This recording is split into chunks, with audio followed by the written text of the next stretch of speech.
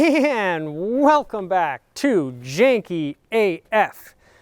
And every car is a great car. Today we have an absolutely stunning car in front of us. Here we have a 2004 Cadillac XLR in matrix silver.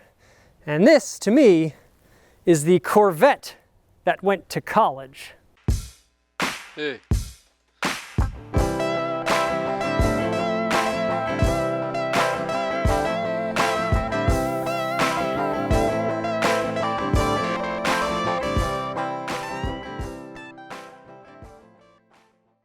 What you may think about the Cadillac motor car division largely depends on which part of their 120-year historiography you choose to focus on.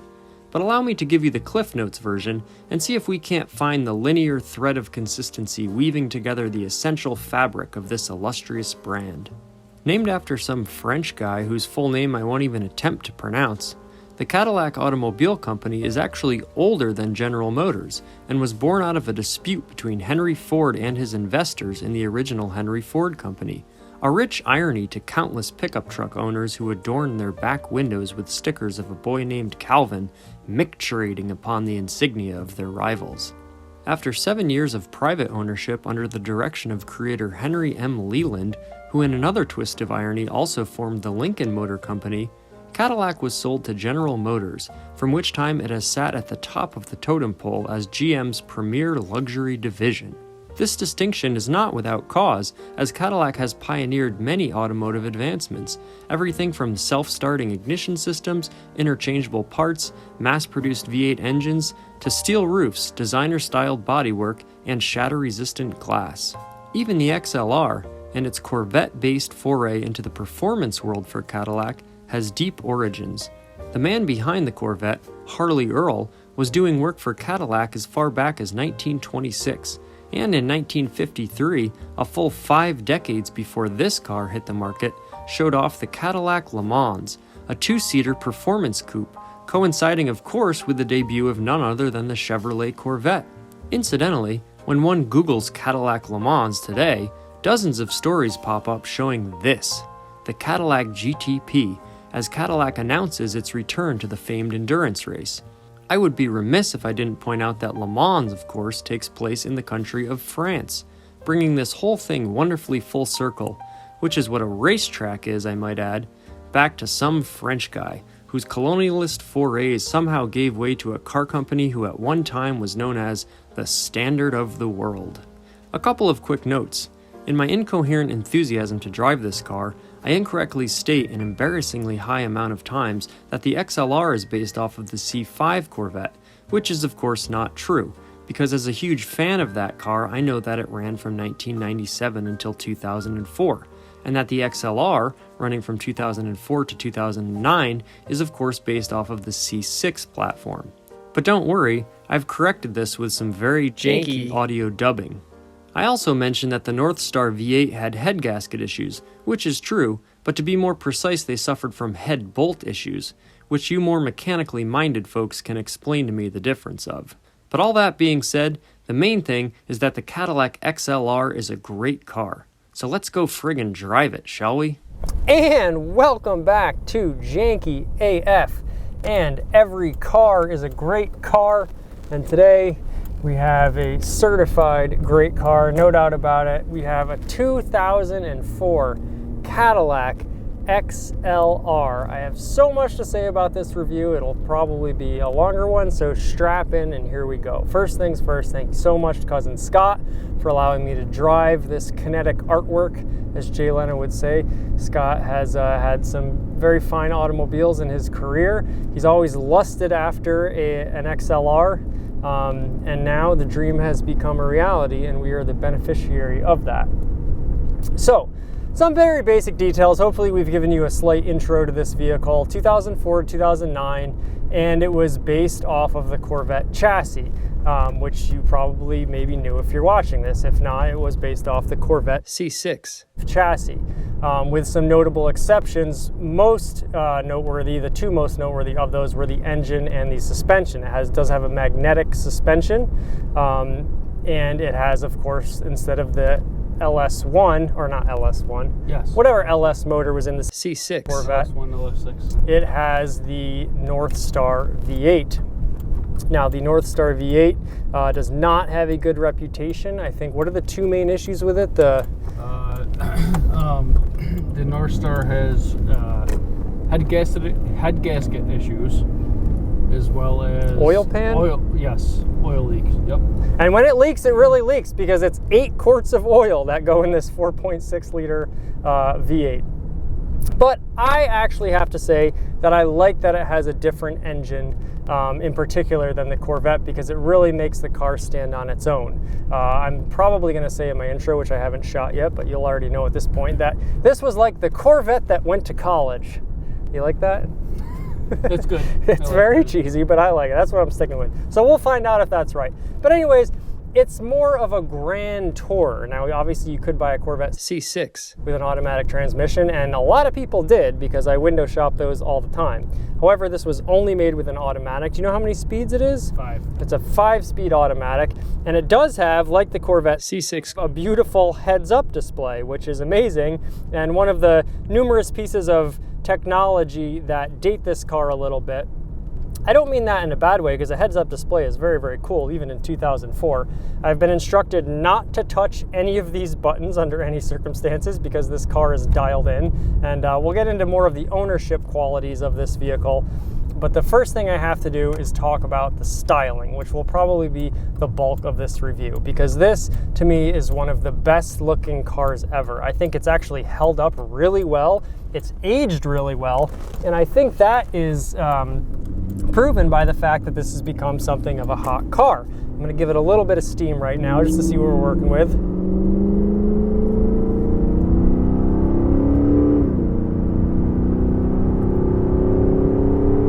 Boy, it's plenty quick, and I'm not sure what the exact power band is, but it's not lacking for speed even when you're at speed, I'll say that. But back to the licks. Back to the looks in this car. I will say quickly that we have an aftermarket Corsa exhaust on this car, which sounds absolutely fantastic. That is one of few modifications made to this vehicle.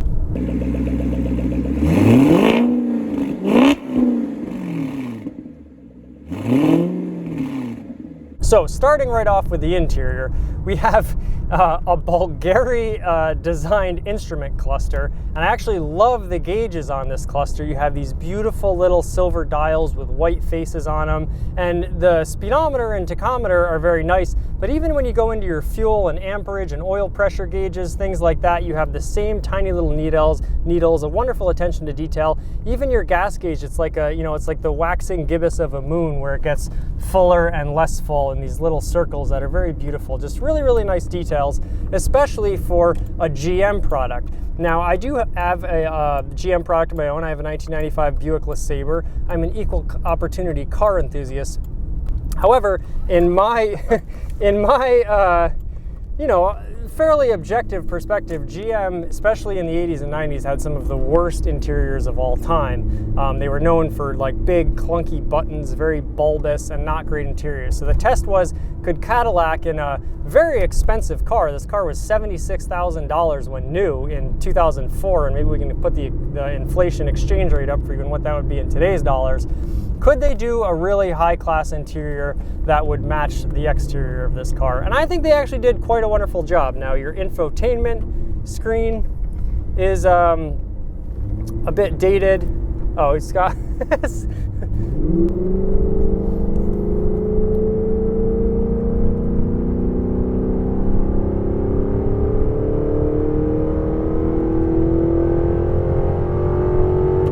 Wow, okay. The car's not slow. That's my very analytical analysis of this car. And now, actually, now that we're up to speed and we're going over some bumps, perhaps you can feel there, it's a good time to point out the suspension, because Scott said this is the best car he's ever had, that rides better than any car he's ever had. And it really does feel really nice. You can tell that there are bumps, but they're very, very slight in the seat of your pants. It rides really, really nice. I'll talk about the steering in a second, but continuing on with the styling here for a second. So you do have some, you know, your buttons are like a little on the bulbous side, and it's a 2004, and this is just like sort of a sign of the times. You have all this like sort of faux aluminum in here. Ford loved the faux aluminum. It was like a big thing, but it does have a nice pattern. It's almost like a carbon fiber-esque pattern to it. The wood in here, and I think it's real wood, I'm not sure, is really, really nice. And if it is faux green wood, then boy, faux green wood has come a long way. I love the center console. It's nice and wide. Your shift lever is wonderful, a really good, nice heavy action on it. And what I like about the XLR too is that it is just a little different than every other Cadillac. And I think that's really important in like a halo car, a top of the line car, a flagship car. Your fonts here on your gear indicator are just very unique. I've never seen anything like them. They have this big lights that go right next to them, aside from the actual letters themselves. There's just something special about this car, and I think that's really important for Cadillac at the time to make sure this was absolutely a flagship vehicle. And I think they pulled it off with flying colors. This car is silver, obviously, and we talked a little bit, Scott and I, off camera about the different color choices for this car. I said if pressed, I'd probably take one in black just because they look so darn sinister. But the silver, and I've gotten flack for this, but I'm not a huge silver car person. But I have to say the silver has really, really grown on me. And part of the reason it's grown on me is because you have all this silver inside. You can see on the when we show you the inside of the under the hood, the engine, it has like an all silver Cadillac logo. The wheel covers were originally all silver Cadillac logos. They've been replaced. These are brand new refinished OEM wheels. They've been replaced with a different wheel center cap that is in color. But there's so many silver accents all over this car, and I think it really works with the exterior. I think when the light hits it, it looks absolutely stunning. And silver, to me, was Cadillac's signature color of this era. I love the original CTS. I've always wanted an original CTS with a manual transmission. They did make the non-V version with a manual transmission. I just think that car was in the Matrix, that car was in Bad Boys 2, I think even before it hit the road. And that was such an important car for Cadillac because they completely changed their design language. They went from Cadillac Bromes in the 90s. Now I love a Cadillac Brome, don't get me wrong, but they went from the most, you know, country club, Florida, old Sunday driver to a real performance division, and now they are known for that. The CTS, CT4 Blackwing, of course, all the CTS V Coupe, the CTS V Wagon, countless really iconic sports cars from Cadillac. So they went from being the luxury division to the performance division, and I've never seen a brand sort of pivot and rebrand so quickly and so well. And that design language that came out with the CTS and also this XLR is still in use today, albeit with, you know, tweaks and modifications, but that design language has proven so iconic and so timeless, and they're still doing it today.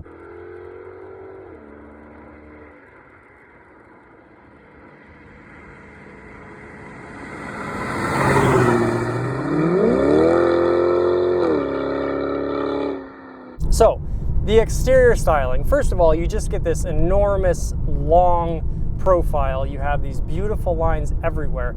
It's sort of an amazing combination of being very simplistic and very minimalistic while still being somewhat busy. There's so many different angles on this car. Everywhere you look at it, you see new little angles coming in. And yet, you look at the thing as a whole, and it's very minimalistic. It's very simple. It's very one large sort of wedge shape. So the fact that Cadillac pulled that off, I think, is amazing. I love that they made this car at all. You know, if you throw it in with a lot of these like sort of novelty cars from the 90s and 2000s, your Plymouth Prowler, your Chevy SSR, things of that nature, even like a Dodge Viper, this one really delivered the goods. It was more than just novelty. It was a real testament to what Cadillac was doing at the time. And they did make a V version of this car, which is very, very cool as well. However, I don't think you need a V to really enjoy this. It's got plenty of performance.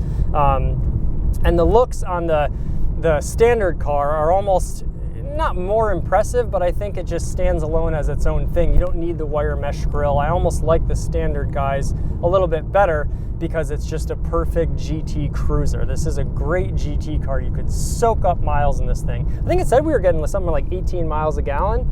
18 and a half miles per gallon, so that's not so bad. This does have variable valve timing, which was different than most North Stars of the era, so probably a little bit better performance and better mileage because of that. A couple of really outstanding design features of this car. Obviously, just the shape of it is so angular and so aggressive. And something that Scott mentioned, I totally agree. On the front fenders here, the sides of the car completely dive into the hood. And it's just such an aggressive look and something... My favorite line of this car is how the fenders dive into the hood. Yep. It's great. And the thing I was pointing out, which was really, really cool, is every line on this car is extremely angular. It's all about these like shapes. Actually, Hyundai has copied this to a degree. If you look at Hyundai's products these days, they have these really sharp angles and these big triangles everywhere. So it's even been copied by other brands. And by the way, I think it looks great. I think a lot of the Hyundais, even the new Elantra, which is just a little mid-size Janky box, looks phenomenal. It's a wonderful looking car. And Cadillac was really the first to blow that up on the scene in a mainstream way. They did a fantastic job. You have this just wonderful, the thing I like also is the continuity of the lines. You have this line that is on your fenders. It runs all the way down the side into the back, and even the rear fenders kind of dip into the trunk a little bit as well. Another cool thing that, despite all the angularity, and this goes back to this like duality, the fact that it's minimalistic and busy at the same time, it's very, very angular and edgy and wedgy, and yet if you look at the car from like above, you see that there's this one continuous line going from the front fenders to the rear fenders, and it's actually a giant oval. So they've found a very, very subtle way to put curves into this angular car, and when you see it, you can't really unsee it, and it's just a beautiful little trick on the eyes. I really, really appreciate that. So just a stunning looking car. I could talk for hours about it. On my long hood shot here, there's this giant... It's a long hood. It's a long hood. And yet your visibility is actually quite good. I can see the front of the hood. I can place the car just fine. You have a giant pillar here, and your pillars, your doors are extremely wide. I think a lot of that is probably structural rigidity because it is a convertible, so they had to build that into it. But your visibility out your mirror is excellent, and also you just get this fantastic view of all these angulars and the way the rear fender line just dives off into nothing behind you. In certain shots of the rear, it's very funny because as I was doing all my B-roll shots, if you look down at the bottom of this car and from certain 3/4 front angles, it almost looks like it's like an El Camino. It almost looks like a little pickup truck because the rear dives off, and the way all these angles, even despite being flat, sort of have these little dips and dives in them. It just breaks off into nothing, and you almost think, is there like a little pickup bed back there or something? So I love the way that as you look at this car, the shape of it almost changes in front of your eyes. It's just a really, really cool thing, and it never gets boring to look at. Between your headlight, and because there's so much space, open space on this car, between your headlight and your grille, there's just this giant panel of nothingness, but it doesn't take away from the car, it adds to it, and it's actually so perfect to mount a suction cup camera to it. So this was almost, they were envisioning car YouTubers when they made this vehicle, and it provides for an excellent angle. So thank you to Cadillac and GM for that.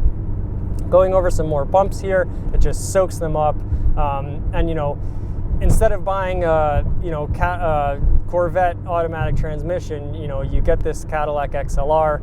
You got something that is much more rare, has all the styling for it, and again, you could just cruise. And the funny thing about that is, despite being the performance now that Cadillac is talking about and rebranding and retooling everything, you could still put this car in a old retiree's hands in Florida, and it doesn't lose the brand identity. That's like the amazing thing about the trick. It's still, at the end of the day, a Cadillac. It still has luxury. It still has the panache. It still has all of the ethos of Cadillac that makes that crest so meaningful in the automotive world.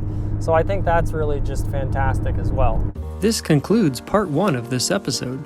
Please stay tuned for part 2, and if you enjoyed it, please subscribe to help our growing young channel. We respond to every comment and would love your feedback. We hope to see you soon, and of course, Janky do Thanky.